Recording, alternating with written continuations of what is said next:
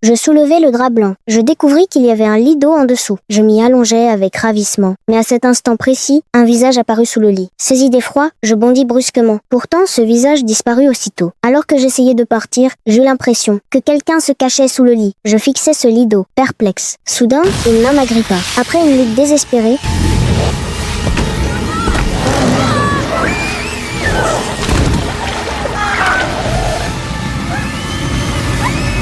je parvins enfin à m'arracher à l'emprise du mauvais esprit. Complètement traumatisé par la peur, ma famille jeta le lit d'eau et appela 2 exorcistes. Lorsque Jack souleva le tapis à l'endroit où se trouvait le lit, il constata que le plancher en dessous était pourri. Jack comprit alors qu'un mal indicible devait s'y dissimuler. Pour percer ce secret, ils forcèrent le plancher et ouvrirent l'entrée d'un sous-sol. La médium Annie décida de descendre seule vérifier. Et en effet, près d'un tas de rats, elle trouva un morceau de tissu. C'était une étoffe blanche qui marquait précisément l'emplacement où se trouvait autrefois le lit d'eau. Annie ramassa le tissu et découvrit qu'il enveloppait un objet funeste. Elle sortit son appareil photo et photographia cet objet maudit. Fort de son expérience accumulée, Jack conclut que j'étais sous l'emprise d'une malédiction et que cette malédiction n'était absolument pas un cas isolé. Il envoya la photo de cet objet à tous les postes de police locaux afin de vérifier s'il existait des incidents similaires. Pour remonter jusqu'à la source de cet objet malveillant, ils firent venir un prêtre local respecté. Le prêtre, regardant la photo, déclara: « C'est un rituel occulte de sectateurs de Satan. Son but est de semer le chaos. Plus il y a de personnes maudites, plus le sorcier est heureux. Mais trouver ce sorcier à présent constitue la véritable épreuve. » Au moment même où Jack perdait espoir, il reçut un appel téléphonique. L'appel provenait du commissariat de police.